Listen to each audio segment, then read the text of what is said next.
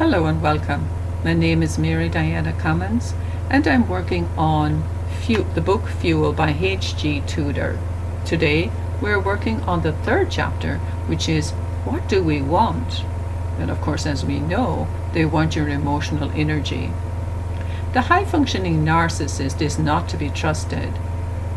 Nothing is ever as it seems, as they enchant you and draw you in. There is always a hidden agenda, and what they want is your fuel so that they can feel powerful.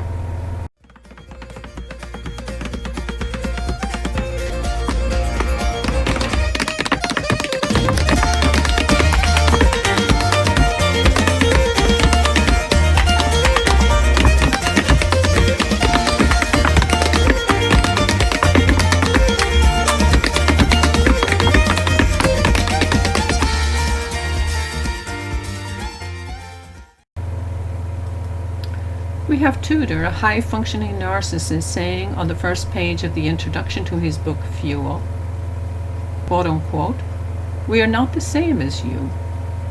Now, whether this is true or not, that they are a separate people, and I have heard that they do not function in the same in their brain, meaning that they have way less activity in the neocortex compared to the empath. And so who knows if this is an evolutionary change or what? But we have somebody who calls himself a high-functioning psychopath saying that they are a separate people. Being a separate people, they look down on those who have been seduced into loving them. And what they want is your emotional energy. They beguile you and influence you through trickery, flattery, and mislead you about who they really are. Once you are hooked, they turn to the denigration phase, where they will lie, cheat, take your money and valuable possessions. And here's a quote on how they dominate you.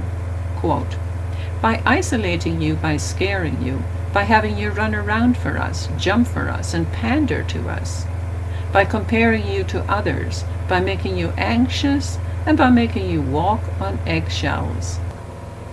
End of quote. As an empath, you are too embarrassed to admit that you have been conned and abused, and believe that maybe it is your own fault. Then you don't want to judge them too harshly, and you lack awareness because the truth that evil walks among us is squashed by those without a conscience in positions of power in religious organizations, in psychiatry, and psychology. What empaths have in common with narcissists is that they too receive a core wound through the law of karma, what Tudor calls the creature, as a result of negative behavior towards others in past lives. It is the sense of inner defectiveness. It is a false core or toxic shame and acts as a conscience. The real conscience is the Christ, the higher self, where we treat others as we would want to be treated. We as empaths often try to protect ourselves from this wounded side, but we're still willing to understand and process this side of ourselves and overcome those old momentums. Narcissists, on the other hand, must deny that it even exists, and as H.G. Tudor said, it is painful to even think about while describing it for his book Fuel. As they are disconnected from God, the only way they can imprison what Tudor calls the creature is by projecting their unwanted self onto the empath, and through pride and ego believe that they are superior to the one that they mistreat. David Icke talks about a dark force that manipulates us from the astral level, a level just beyond our conscious awareness. The basis of this manipulative force is to divide us and to get us to judge each other, to hate each other and to envy each other, and to compete with each other. The high-functioning narcissists are also controlled by these beings in the astral level. They must give these non-physical beings a portion of the fuel that they gather. These ones are not free as they would like us to believe. Their put-downs through labels are oppressive, divisive, and are part of the divide and conquer tactic. Society labels us through our sexuality, race, religion, and income bracket, with a host of new labels constantly paraded before us. When you self-identify with the labels, you limit yourself and imprison your soul. There is human smallness and human greatness. Mark Prophet, in the last years of Jesus, commented that people love to get comments and that they never seem to get quite enough. They love to hear the sweet music of someone singing their praises. It is a susceptibility to flattery and a deficit in the feeling world that the narcissist uses to his or her advantage.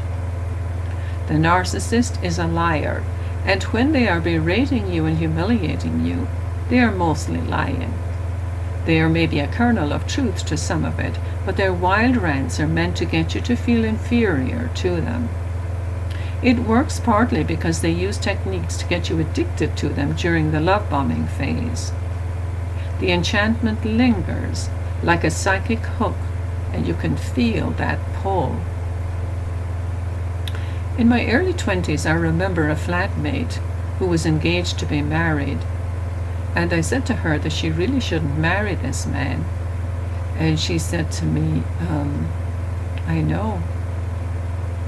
And then she said, I wish I'd never met him. There was this fatal attraction. She couldn't let go of the psychic pull. In the next clip, we will see this type of hook is also used on the populace. In society, we see magic and tricks too. Remember the young ladies who used to scream and sometimes faint during a Beatles concert? It was a new phenomenon in those days. The newly introduced pop culture was hypnotic and trance-inducing. This was done through the weaponizing of the Beatles by the Tavistock Institute for Human Relations, said to be the most influential propaganda institute in the world. In 1965, Reverend David Noble said that the Beatlemania was not an accident.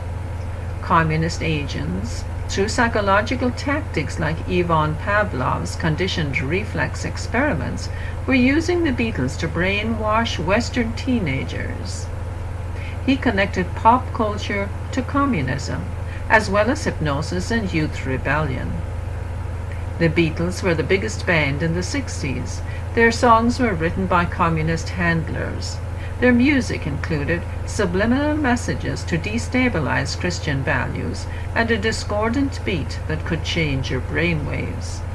The use of magic, drugs, and rock and roll doctrine did not require the individual to follow moral law.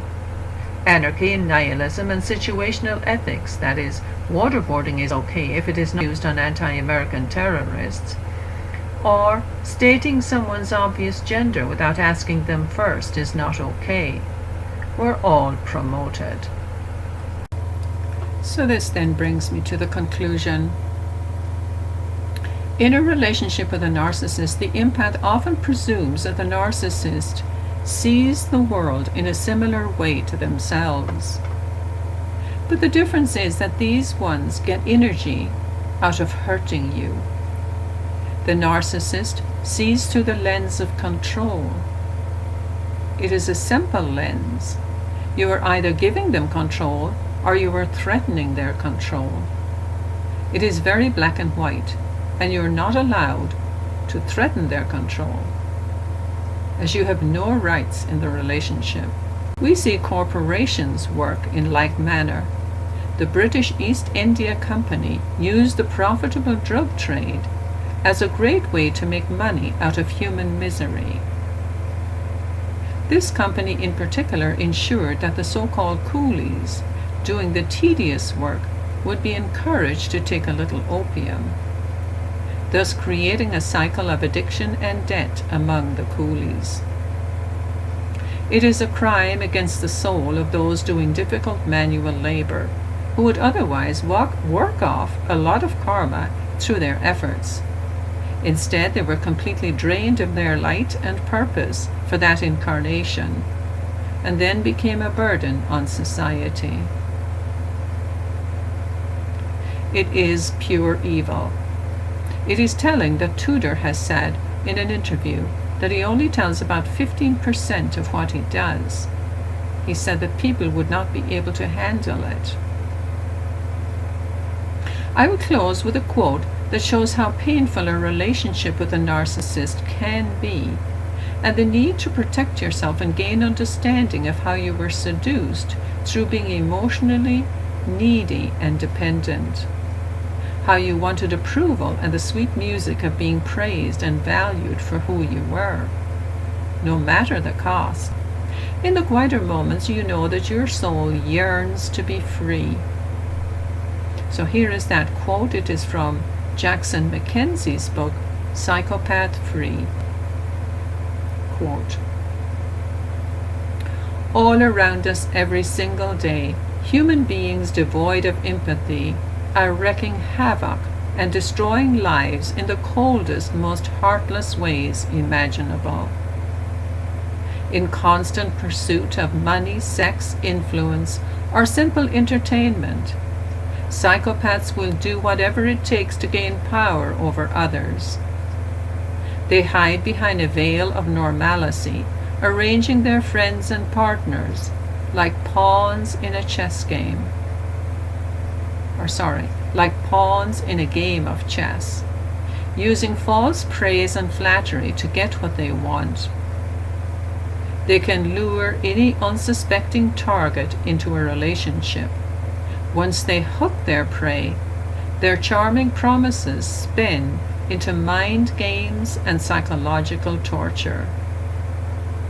Victims are left devastated and confused, unable to recognize or even put into words the nightmare that just took place. End of quote. So thank you very much, and I'll see you next time for the next chapter.